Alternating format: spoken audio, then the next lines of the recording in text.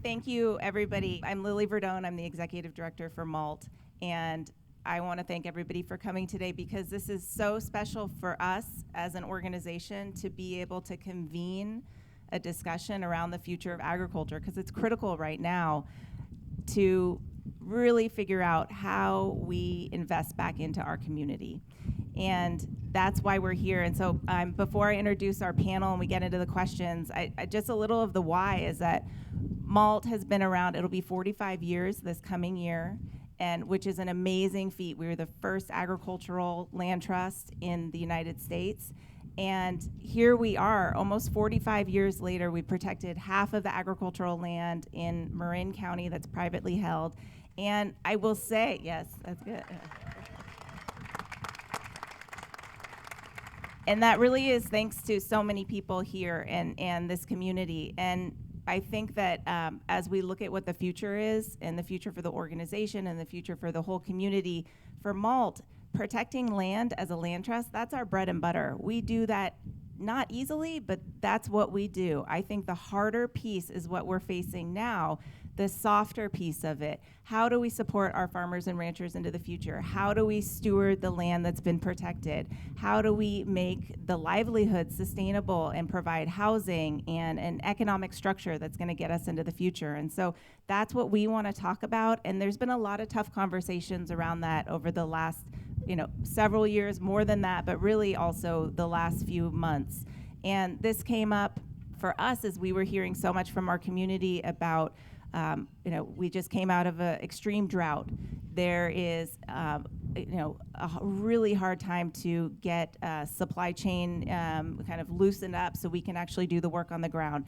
The permitting and regulations are just very challenging and slow even the best projects down. We have a lack of housing. We have a potential measure in Sonoma County, Measure J, that's really looking to shut down family farms. How do we get past this? And it's a discussion, and so that's really what we're talking about today is how do we discuss it? How do we discuss the issue, but then also the solutions? And I was just listening to one of my favorite climate scientists, Catherine Hayhoe, and she's an amazing climate scientist. She also is an evangelical Christian, and she's the chief scientist for the Nature Conservancy. And so you can imagine she's had a lot of really hard conversations, and she communicates science and climate science really well to a variety of people. And what she was saying was that we need to start changing how we bring people in. And we've always had, a saying is, we need to change hearts and minds. And I've used that myself. I believe in that. But she put a little bit of a twist on it, is that we need to change hearts and hands. We need to get into action. And that's where we're at today. And that's what I think this panel represents is the heart and the action of what we're doing here. And it's happening locally, and their work is then scaling up to our region, our state, and nationally. And so that's why I'm so excited to be able to talk to this fantastic panel. So with that, I'm going to introduce the panel really briefly, and then we're going to go through questions. We'll have time at the end to take questions for the audience. So I want you to think about everything that we're going to talk about, and then think also about how we can act with our hearts and our hands as a community to really make a change. Sitting right next to me, I'm going to start with Nicolette Nyman. She's a rancher, an author, and an attorney. And then we have Lauren Poncha from Stemple Creek. Thank you so much for having us today. We have Shalina Moreda, who is a multi-generational dairy farmer, a professional motorcycle racer, and an advocate on No on Measure J. And then we have Dusky Etzies, who's a chef, a farmer, and the owner of Black Pig Meat Company. And then at the end, wrapping us all up, is Stefan St. Louis, who is the owner and chef of Table Culture Provisions in Petaluma. So thank you all for being here, and this is really exciting. And I'm going to jump right in, and we're going to talk about climate change, since we were just kind of talking about that. And that's an easy question. So, I just framed it a little bit, is that we're all facing changing climate, and it's impacting us here in Marin County in the North Bay. We just came out of drought. We have heat waves. We have fires. We're not shy to say that is what's happening. And farmers and ranchers are really at the front lines of this, and they're our frontline community on the impacts to climate change. So I want to just jump in and start asking the panel, and I'm going to start with Nicolette, and I'm going to ask you, as a rancher and an advocate for regenerative and sustainable farming, how is livestock playing a role in building climate resilience? So before I was part of the ranch that I live and work on down in Bolinas, which is the original start of the Nyman Ranch Network, started by my husband, Bill Nyman. I was an environmental attorney, and I worked specifically on issues related to livestock and agriculture for 2 years at the end of my legal career. So I focused very specifically on the ecological impacts of agriculture, good and bad. And I've written 3 books about the livestock industry and, again, ecological impacts, positive and negative. And the message that I always have about agriculture is that, first of all, we need to understand how changes in climate are impacting what we're doing, but also we are absolutely probably among the people on the planet that can do the most to actually help mitigate climate change.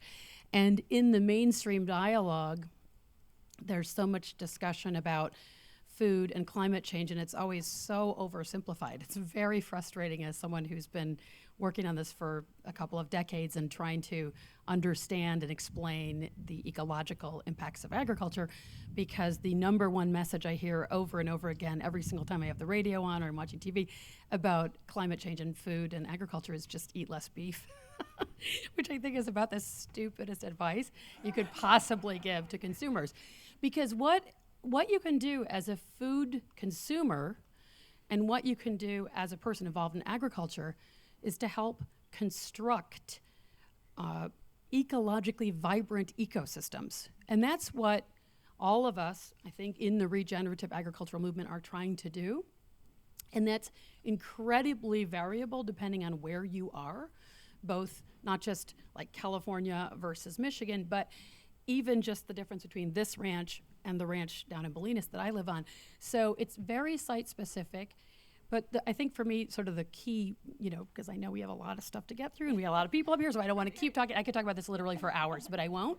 I'll just say the bottom line for me, the quick and important message is that what we want to do to be helpful in climate change, both as consumers and supporters of agriculture and as practitioners and chefs, is to try to be purchasing from and supporting agricultural entities that are trying to support a vibrant ecosystem function, because those are the most beneficial from a climate perspective. It also produces the most nourishing food, and it produces the most benefit for everything else in the ecosystems that we care about, whether it's wildlife or water, soil, et cetera. So again, I could say a lot more, but I'll stop right there, and hopefully that's a good enough answer. Okay, thank you. And so, Dusky, kind of building on that with your background in sustainable food and your work with Farm to Pantry and Black Pig Meat, how can local farms and ranches collaborate with community initiatives, both in food security and climate resilience? What I want to say about what you can do, my call to action for you. Climate change is real, as we all know. We've seen the wildfires. It's real. It's here. It's now. I thought it was, my grandkids. And my kids won't be able to have food because the temperatures are going to get so hotter than photosynthesis if we don't do something. We all touch food 3 times a day, me a lot more because I'm a queen snacker. But we all touch food 3 times a day. 40% of the food that is produced in this country ends up in landfill. 10% of greenhouse gas emissions are attributed to food waste. So you can do something with the food you eat in your own home, which is when you go to the refrigerator and you're trying to figure out what to eat, you FIFO, which is first in, first out.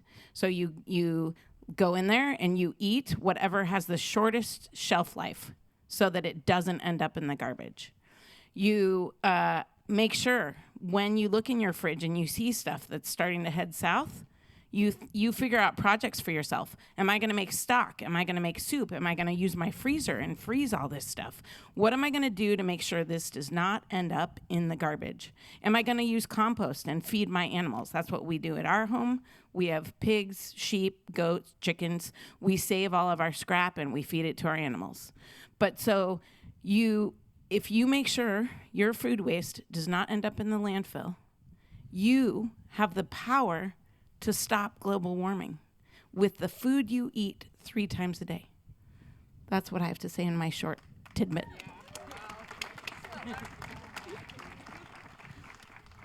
Thank you both. That's amazing. So I'm gonna jump into our next topic, which is regional food and how we create a regional food shed. The example that I think everybody has recently felt is a pandemic where we really just had to shift. We had to shift our approaches for so many things, and local farmers really stepped up during that time to bring food to their communities and expanding direct-to-consumer channels and diversifying operations. Chefs and restaurateurs did the same thing. Local communities really acted on it. So, Stefan, this is going to go to you. So you are so passionate about seasonality. And can you just talk a little bit about what that means to you and how the local food shed influences your menu? So for us, seasonality basically drive the menus at the restaurant. So we always go by what, the farmer has to bring to us, before we create a menu. Sometimes we find ourselves at the last minute having to adapt, with, last minute menu change. But again, it's just us being so important of, using what is around us. We're trying to stay around a 25-mile to 50-mile radius of the restaurant, and by supporting local farmers and also a lot of farmers market trip. But most of the time, when it's time to change the menu, we get in touch with the farmers. We ask them, okay, what is going on? How much of a produce do you have? How long is going to last us if we actually feature it in the menu? And, based on what those informations are, then that's how we kind of, move forward. This is the type of practice that I've, grown as a chef, as I've learned ever since I was at De La Fattoria, which is really where I kind of started everything. And so, so I just remember with Elisa being here, saying, during summertime when it's, when tomato seasons are coming and zucchini seasons are coming, and how much of that produce would be coming to the restaurant, that would kind of also influence what we would do at Della, like the famous BLT. And I was just telling Dusky that, the first time I met her was back in 2008 when she used to deliver, bacon to us, during the summer, because then all these heirloom tomatoes and basil, would come from the farm property, for us to use in the kitchen. So that's always kind of stayed, with my DNA and how I evolved, as a chef. And so today, at the restaurant, we're trying to follow the same practice. Fantastic. Of course, this is my wheelhouse, and living, as we all are right here at Stumble Creek, on our food truck, and at our restaurant, Zazu, which we had for almost 2 decades, we featured Stumble Creek beef. And so I am this is hallowed ground for me to be here. This is the heavenly spot where the best comes from. But so what I want to say is that I've had the pleasure of doing a lot of work with the James Beard Foundation. And through that work, I've learned that for every $1 that you leave in your local community, you actually generate an additional 3. So when we are spending our money in the North Bay area in Marin County and in Sonoma County on our farms and ranches, we're generating so much more for our community. And we're getting the best food. I always get to describe that, John and I get to be the simplest of cooks because we're relying on the quality of the ingredient that is picked when it's ripe. And when it's picked when it's ripe, it's the fullest flavor. And then you don't have to do very much. You don't have to have your ego on the plate about all the things you did. You let the thing speak. Let Lauren's beefs speak. Let the tomatoes speak. Let the cheese from here speak. So we live in heaven here because we can do it here. And I just want to encourage all of you to continue. I mean, obviously, we're preaching to the choir because you all are the ones that understand and get it. Your impact is immense to keep food local here and to keep our farmers farming and to keep our food from right here. It's not only saving the planet, but it's also saving the people. Okay, so Lauren, this one's to you. The Stemple Creek Way, which I've heard several times. You have worked so hard to make your ranches really regenerative with healthy soils, with biodiversity at the forefront. What do you think's needed to scale up the efforts that not only that you're doing but in sharing out, but that other people are? I think that education is probably one of the vital keys to this, and a demand for the products that we raise. So including myself, and I see some people in the audience that I've worked with for years that actually helped get me to the next level in thinking about this. But Lisa mentioned we came home, 20 years ago. We wanted to try and do this, and my whole life we would work on we'd apply manure to the pasture and grass would grow, and we didn't realize that it wasn't what it was doing to the soil or not doing to the soil. So we started a Marin Carbon Project as one of the demonstration sites. Thanks, John and MALT and RCD and whoever else was involved that's here today. And it really blew my mind and made me start thinking about, okay, it's not what happens above ground, it's what happens below ground. And really what we're trying to do, I describe this a lot, is a dance with Mother Nature. And we're using cows and we're using sheep and we're using other ruminants as a way to stimulate both above ground biodiversity and below ground biodiversity in our communities. And when we do that, the soil is healthy, and what happens is instead of growing lots of food, like McDonald's has lots of calories, but it's not necessarily quality, we try and grow the same amount of food, but make it super high quality, like chez Panisse food. And, it's happening, and what we're seeing is a higher quality, more nutrient-dense product, which ultimately the cows harvest for us, and in turn feeds our communities, and it's like a win-win-win, and I call it an amazing dance. And it really is. When you're not dancing correctly, and Mother Nature will bankrupt you, or you will cause a lot of problems with Mother Nature. So, and then I'll wrap up this with Nicolette, because you've been such a longtime advocate for having animals on the landscape. How can integrating livestock into our farming systems strengthen our regional food shed? Well, many of you have probably heard of Sir Albert Howard, who is a well-known English naturalist. And he always said that there was no ecosystem on Earth and nature that didn't have the three components, which were plant, animal, and fungi. And I think for me, whenever we have conversations about sustainability and food, and we were talking about climate a few minutes ago, but also just this whole process of how do we make the whole food system more ecologically sound, I always think about that need to have all of the components, and preferably together. And it doesn't mean that every single livestock operation has to also raise crops, and it doesn't mean every single crop farm has to have livestock, but it's kind of the goal that I think we want to move toward. You also have the question of what my husband Bill calls locale, which he loves to talk about, which is the appropriateness of the agricultural operation for that location. So you don't have a cookie cutter solution where you're putting one, thing that looks exactly the same way in every place. You're understanding your ecosystem, and you're trying to do what nature would want to have done there, except for with domesticated processes. And so it's a complex idea and very hard to do in practice, but I think it's where we need to be heading. And there was a beautiful book by Charles Massey, who's an Australian farmer and also philosopher, called The Call of the Reed Warbler, which I was very honored to ask to be written. I wrote the foreword for the American version of the book.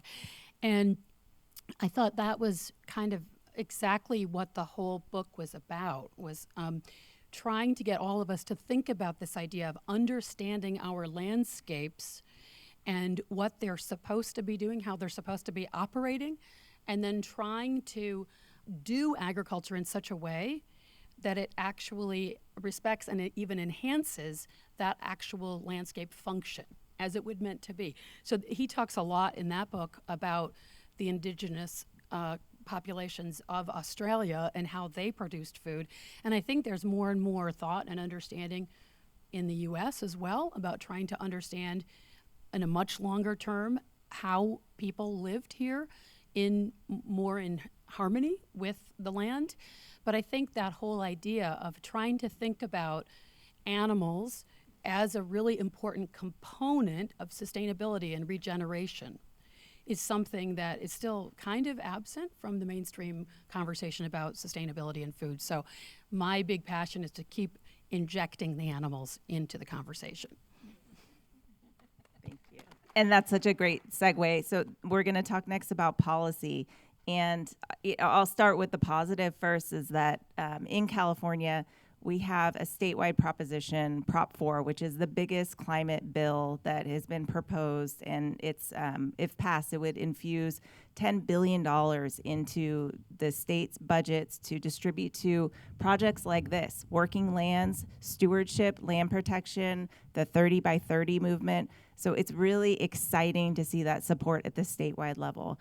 But then on the flip side, locally in Sonoma County, we're facing a really critical turning point with Measure J.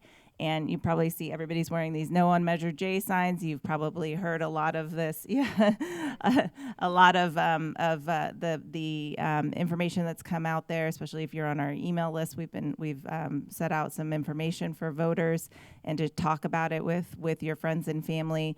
Shalene, I'm going to put you on the spot because you are so vocal and eloquent about it, and it's really, you're coming from a place that's really unique, because you are a multi-generational dairy farming family and you have a platform. And so how are you using your platform to, gain awareness of this, which could really be detrimental for your family and the broader community? I think that one of the issues that we have around here is that we don't have enough conversations like this. That's why Measure J is here to begin with. I like to tell people, we're the small farmers. They're coming after us saying that we're the big farmers, but we're the little guys. And the problem here is that in Sonoma County, we have 482,000 people. We have 54 dairies, 77 chicken farms, and 2 duck farms that they're after. It's about 130-something farms. 130-something can't talk to 482,000. It's not possible. And so, and even those of us that are the 130-something, we're not talking enough. We're not getting the word out there. And that's why a measure like this is in our backyard. They view us as vulnerable. They've said that out loud. We say, why did they come here? We've got the best farms out here. Look around us. Does this look like a factory farm to you? Not at all. But they have said out loud that they view us as vulnerable. They know that if they can pass something like this here, it sets a precedent. They can take it to Marin County next. They already have a plan laid out that next they'll take it all the way through California and across the United States by 2040, folks, on their website. This isn't coming from me. They want to do away with animal agriculture. I've spoken with them personally, and I'm like, why come here? You're coming to the small guys. Why not attack the people that you do believe are actually doing it wrong? They said that they want to set a precedent. If they can take us out, they can take anybody out. They think that they're doing the right thing. And so what we have to do here is to communicate better. Everybody here, we look at each other and we go, oh, you'll talk to more people, right? You'll talk to more people, you'll do the job. That's not what we have to do here. We each have to be speaking to people. It's a matter of educating the community, but we can't call it education because then they'll tune out.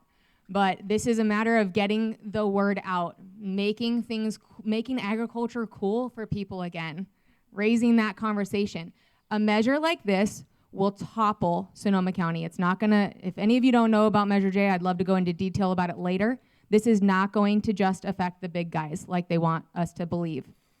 When it affects the big guys, there's a trickle-down effect. You're talking about the ecosystem, big time? Well, there's an ecosystem amongst the farmers. If the big guys go out, we lose veterinarians, we lose our feed stores, we lose the land gets developed, we lose support, we lose the marketing. Strauss goes away, Clover goes away, who do we ship to?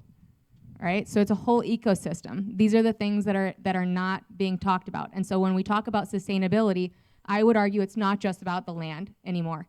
It's about being sustainable as farmers, having each other's backs, helping with marketing, helping get the word out. Thank you. That was amazing. And yeah, please, let's keep the conversation going because you just said it so well, and there's so much information out there. So Lauren, kind of along the same lines for you with policy, how you've been able to implement so much at Stemple Creek. How do you weave in different support from state, federal, local agencies? How do you see that being a part of the work that you're doing? And again, that scaling question, it's maybe easier for you to do it because you've been doing it for so long. How do you share it out with the other people in your community and other ranchers who are trying to do similar work? So it's kind of a two-part question. We really focus here on honesty, transparency, and quality, and we think that you shouldn't buy food from somebody that doesn't have a big sign at the end of the driveway that says, this is Stemple Creek Ranch. We're proud of it. Like, if you drive by a place and you don't see whose it is and you see it's agriculture, it's like, ask yourself the question, now why don't they have their name at the end of the driveway? What's going on? Whatever. So that's one thing, but as we do that, it gives us the opportunity to be an example for other producers. And a lot of times, people in agriculture, especially including myself, want to be an early second adopter or be, it's a very marginal business. Like, we don't make a lot of money in production agriculture. So you have to decrease the risk. So what is happening now, and really good policies, both with Marin County and state, that we've helped and created some with the Marin Carbon Project to create the Healthy Soils Initiative and things like this in the county, is we just have to introduce people, help educate, and we have, I don't know how many people Lisa could tell you exactly, but I think it's in the thousands that have been here to see our work, and we open the place up to consumers, we help educate consumers, we put out fallacies all the time and say, honesty, transparency, quality, this is it, this is the reason why we're doing it. We have great data to show why we're doing it. And this all goes back to nutrient-dense food. Okay, so I'm going to shift gears to talk about how we can reconnect people to their food.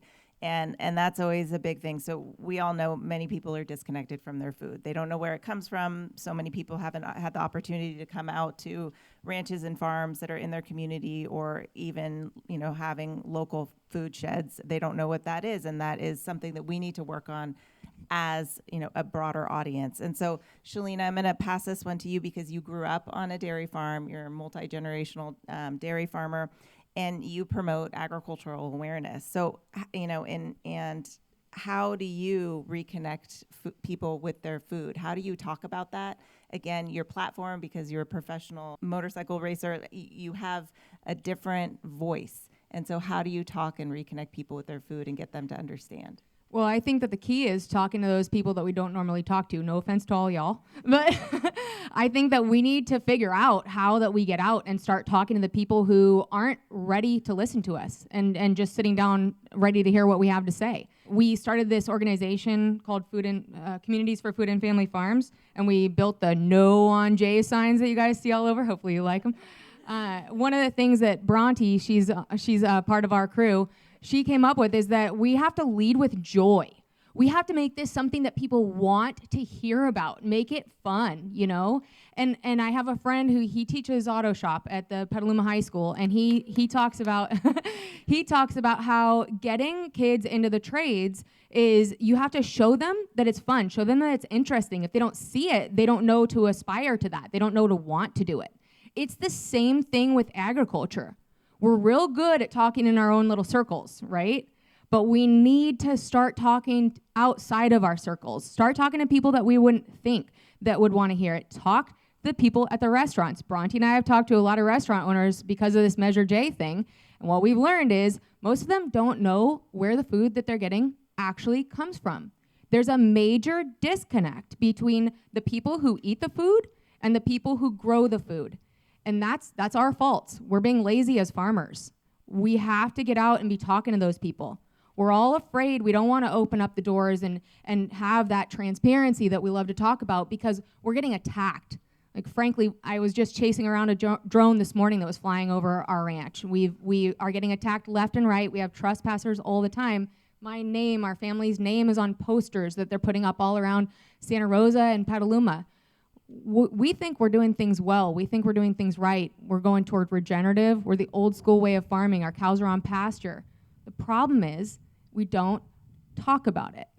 And so we have to figure out as a community how to get that word out there. Invite restaurant owners to come and see where the food grows that they're using. I commend you for talking directly to the farmers about all the things that you're doing. I think that is phenomenal. That is what we have to do. Dusky, you're a big advocate for all of this stuff. Your voice is really important for this. We need more people doing that around here. We have to get the word out in a fun, interesting way. Don't tell people you're going to educate them on it. They'll tune right out. But that's what we need to do. Be more engaging. Use the platforms that we have. Thank you. That's amazing. So, Stefan, I'm going to put this to you because Shalina teed it up so well, but you just mentioned that you source your food from 25 miles and this is important to you. Are you feeling that it's important to your guests, the people who come to your restaurant? Just like Lauren said in his previous segment here, there are 3 words that he used, which was honesty, transparency, and quality. I think the honesty part starts with us, right? As chefs, as whoever works, at the restaurant. Basically, it's knowing that we're respecting, the seasonality and what is available to us from the farmers to use. The transparency for us comes by educating the guests, when they come in, where it's from, right? And because we also feature, most of the time we feature where certain product comes from. So for example, today we have a duck dish on the menu, and then so we actually talk about Liberty Duck Farm. This is who is here in Sonoma, this is what they're doing, and the front of the house staff is very informed, about where those come from. And the quality for us comes in, starts again with the chefs by using the proper techniques to put these ingredients forward, by preparing them as well as we can so that it intrigues question, like how do you prepare this and how do you do that? And I think with the series of questions that comes, that kind of influence the guests sometimes to maybe go home and trying to, whether they want to mimic the dish or they want to be in, all of a sudden now they want to go and use Liberty Duck Farm to, just because of the experience that they had, at the restaurant and trying to pass, that information to friends and families and so on. And so we had lots of manifestos at Zazu and in our cooking, but one was knowing the face that feeds you was always a core to everything we did. So for me, knowing Jim Reichard at Liberty Duck or knowing Lauren at Stemple and knowing that that's where I was landing my dollar because I trusted them. I trusted them to care for the animal and I trusted them to care for the planet. And I'd been to their place and I knew what they were up to. And that's where I wanted my money to go. So the other manifesto thing was the responsibility for the path of our dollar. So knowing our impact, what is our impact on the planet with this dollar? That is crucial because we're all spending our money somewhere. I believe very strongly in the responsibility of the path of my dollar, and I took that responsibility of the guests giving me theirs. I also think what is critical for people, and I feel like I'm preaching absolutely to the choir. As you said, we have to get out of our insular group and let others hear us, which how do I get that out is anytime I've been fortunate enough to be on Food Network and on the radio, and I have lots of media contact and lots of politician contact. And at every opportunity, I use it for good and use it for change. But what needs to happen outside of this circle that already gets it is that we, as a country, are running for cheap food. And what we're doing is trading time of cost. So we're getting the cheap food now, but we're going to have no planet, and we're going to have crappy health, and we're going to pay for it in healthcare. So I'd rather eat Lauren's beef, save the planet, and get the right nutrients, and eat a ton of vegetables, and have good health, and not need to go to the doctor as many times as my dad is right now. So what we got to do is trade when we're spending the money. We need to spend it now, so we're not, A, not going to have a planet, and B, not going to spend it at the doctor. Awesome. Woo. Yeah, go ahead. I just wanted to also give a big thumbs up to people who are stepping it up. Della, Elisa, and Yunker are in the back here. As soon as Measure J came out, Elisa and Yunker put on the bottom of their menus, no on Measure J. They've also, yeah, that's been getting the word out big time. They opened up their restaurant, their place, so that they could have signs, they could answer questions. They've been educating themselves on local agriculture in a major way. These are people that are stepping it up to make sure that agriculture stays sustainable. I think that that's an amazing thing. And that is one little thing that we can, each of us do that knows somebody that owns a restaurant.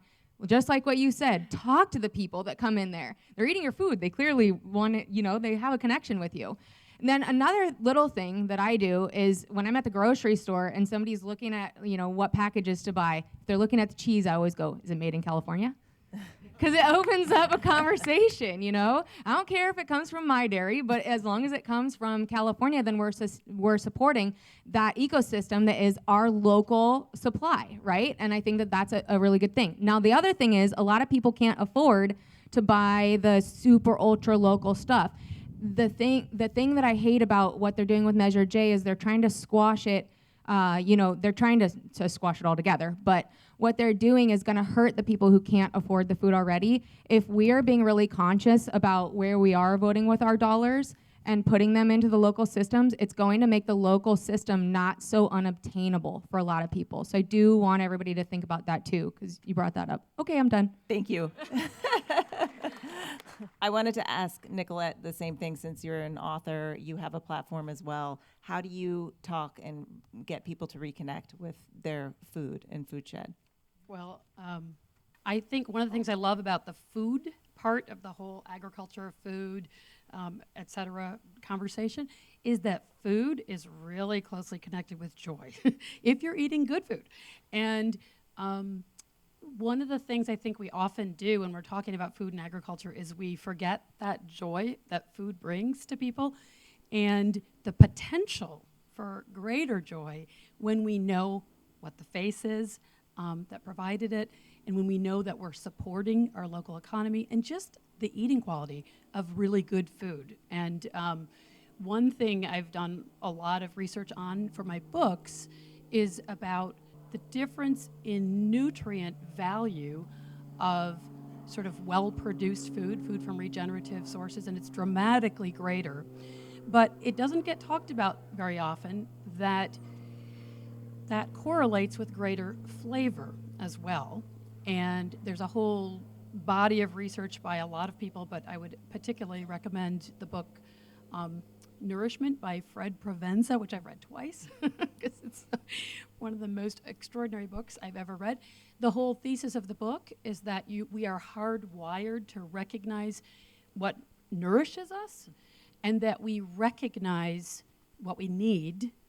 And he spent decades, he's a professor of animal nutrition, and he spent decades actually doing studies where they would, for example, follow ruminants for a day and write down everything that they had consumed that day. And they did a whole series of studies showing that the sheep, if they were deficient in something in the morning, let's say calcium, they would seek out calcium-rich forage.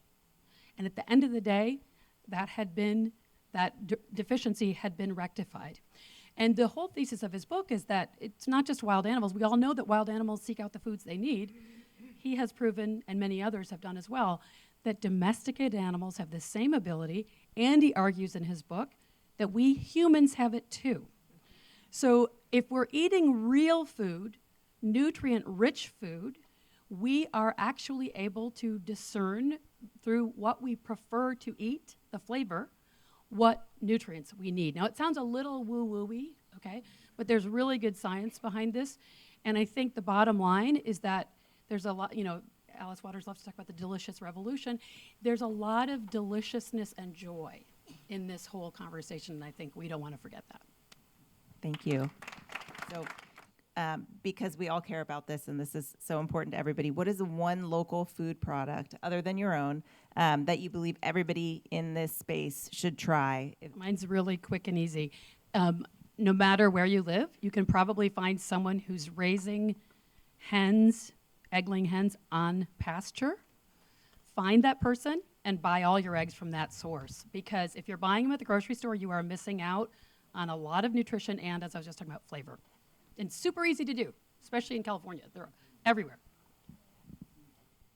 I mean, I grew up on a dairy. I'm a big dairy guy, Bob's in the crowd, so I have to say, Babe Blue is like boom, but also we have some amazing friends down. Yeah, it's really good. I like it on the salad before the steak, but if I'm gonna eat something green, I put blue cheese all over it, and it helps me choke it down. But down the creek here, we have Tuluma Farms, which makes some amazing cheeses as well. And then I have to say one more thing, and maybe it's the epigenetics in me or what you were saying is I might be short on calcium, but I just can't not eat ice cream. So Strauss ice cream in Valley Ford. Up in Valley Ford, there's a great little restaurant called Estero Cafe. If any of you have ever come here during the week and I have a sponsor, John, we could have lunch next week, baby. I always take them to Estero Cafe because it's the real cost of food. It's amazing, but their milkshake is unbelievably amazing, and it's Strauss ice cream with Ghirardelli chocolate, and it's like epic. So is that 3 or 4? I think that was 5. I heard Ghirardelli at the end. Okay, so I get a couple then. So Reichardt duck eggs, if you guys haven't ever eaten duck eggs, they're super rich and delicious. And then the other thing that I would say is low temperature pasteurized milk, if you haven't heard about it. I think that is something that we really miss out on nowadays in the current food systems. And it's something that you can get from Alexander Family Farms. One of my favorite cuts of meat of all time is the Stemple Creek tomahawk. If you have not had it, you have got to. It serves 4 people. One steak serves 4 people. Of course, he doesn't want you to know that because he wants you to buy 4. But you only need to buy 1. And then slather it in the Bay Blue. Any local cheeses. I've spent a lot of time in France, and so I have a lot of French chef friends that visit, and every time they visit, I say, dude, go ahead, bring some cheeses. I got something for you. so I'll have, whether it's from, Cowgirl, Bellwether, Cypress Hill, I mean, you name it, Point Reyes, you name it. And I say, bring it on. Whatever you have, I'm going to challenge you to that. So for me, it would be cheeses and black pig bacon, for sure. We have some extra time. We're going to do a few questions, and Priscilla's going to take a mic around, and we'll try and squeeze in as many as we can. My concern is future generations. We have a classic example with Kathy and Lauren here of future generations working on. But it's a gray cloud. I mean, it's with all the impacts that we have right now in future generations and other things that younger generation gets interested in. I hope we have some kind of a plan to help support the next generations of ranchers. Thank you. It's vitally important that there's new enterprises that get brought out here, and the county supports us and MALT supports us. One, keeping the land open, and it's a prime example. As my dad used to always say, if you can't make the last place last, then it's not going to even be possible. So it's there, but you have to bring new enterprises. Look at the Giacomini's. Bob was milking cows for years, and he was making it, but then he brought his daughters back in to start cheese. Epic. This area is so awesome. It's like an incubator for small brands. If you look around at all the small brands that have started here and actually become a name, I mean, Cowgirl, Stemple Creek, like all these other ones, it's absolutely stunning. So there has to be a new enterprise, and you have to engage with the younger generation, and it has to be fun. I know you guys were all talking about it has to be fun, and they have to make money. I mean, I have nephews right now that are making like 10 times the amount of money that I'm making. It's like, how do you suck them back into the business and you say, yeah, we have to milk cows every single day, even on Christmas Day, and we can't go on vacation. That's not fun.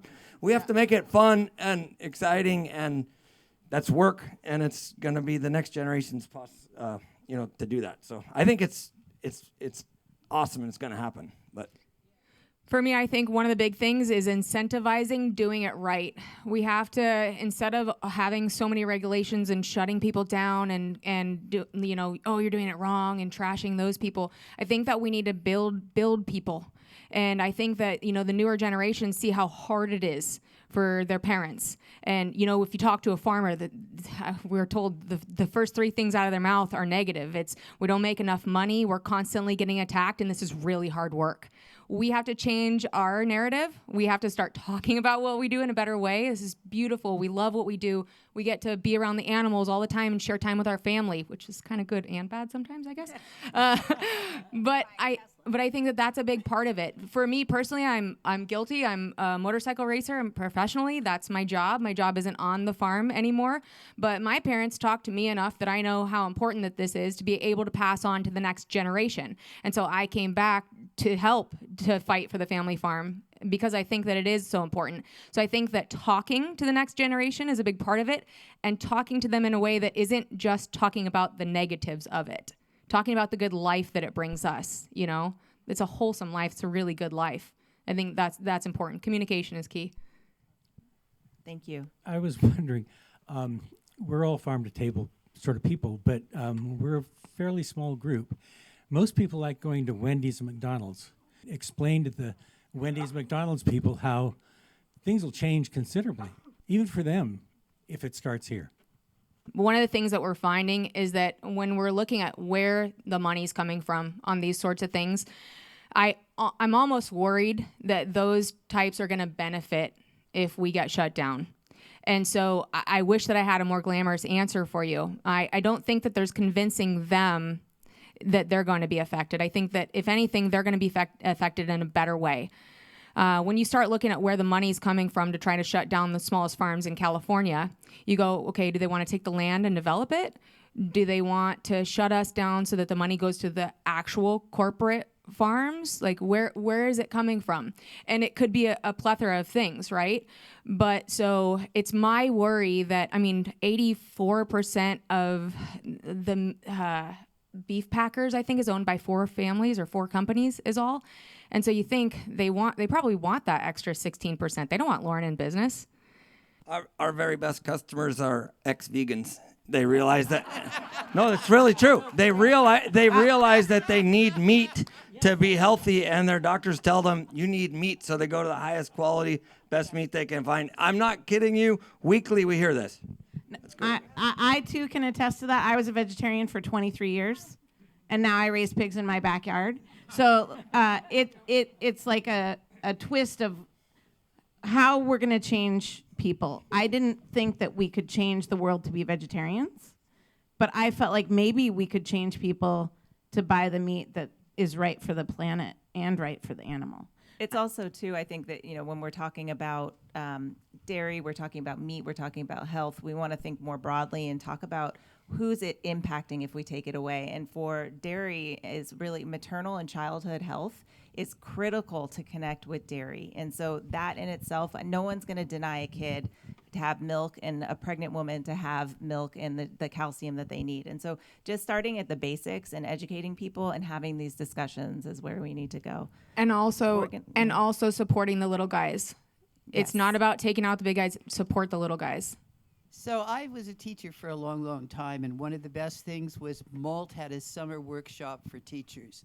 And those teachers took back to the classroom the whole agricultural business. And I hope MALT will continue to do those very important jobs, because you need to get to the kids who will get to their parents. Plus the fact, how much liaison are you making with the school lunch programs in Sonoma County? Yeah. Because that is super important. there's the whole thing in the paper about how kids hate cafeteria food in San Francisco, and I think it needs to be turned around.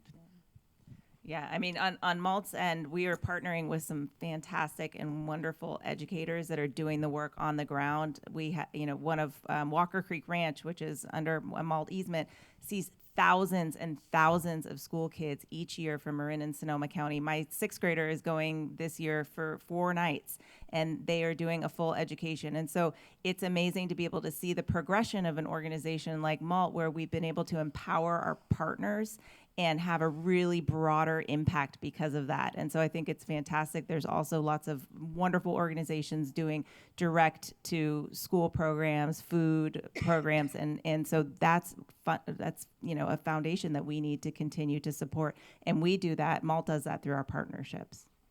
Who's behind the money that wants Jay to pass?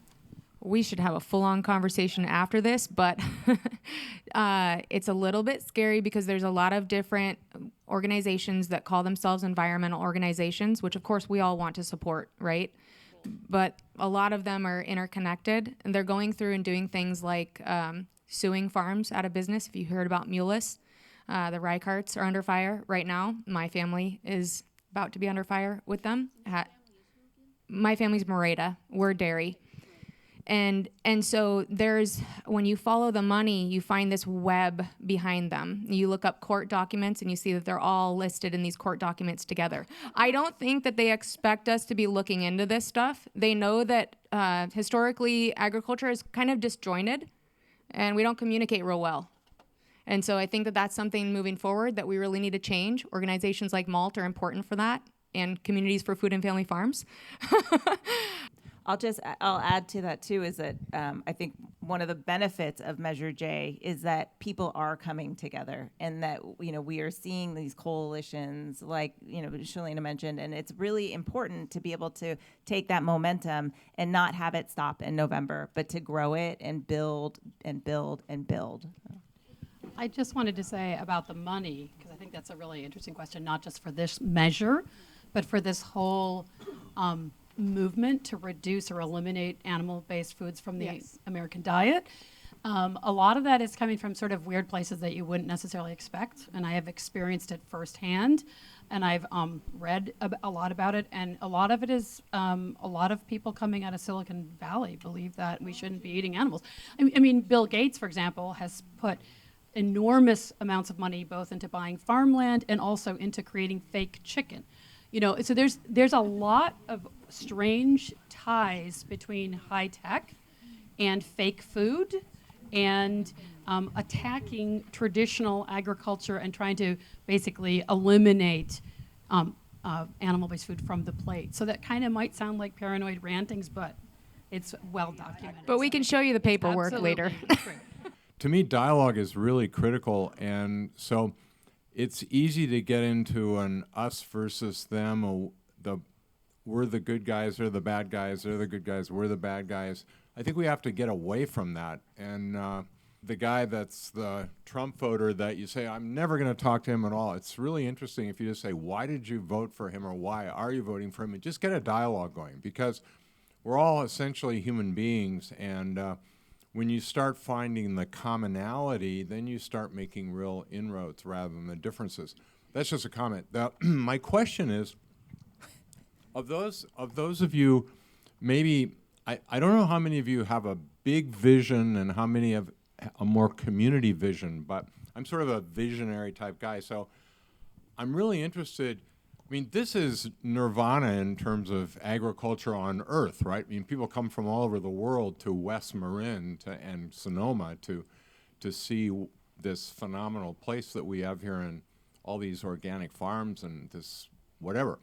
But is this sustainable vision, does it scale? And I know you guys have looked at this, and I hope the answer is yes, but I mean, I grew up in Cleveland. Cleveland is, if you're downtown Cleveland or Chicago or New York, you don't have this all around you. You do have it not very far away. But so how does the vision work for sustainability? And Are we a pilot, or are we an educator, or all of the above, or? I would say all the above, and I think so. As we opened it up, MALT was the first agricultural land trust in the nation. That is now, not the case. There are hundreds of similar land trusts doing similar work. So that's a start. That we talked about the Stemple Creek, approach, and that's really, people call it that. They want to do the Stemple Creek method, and so these are scalable applications.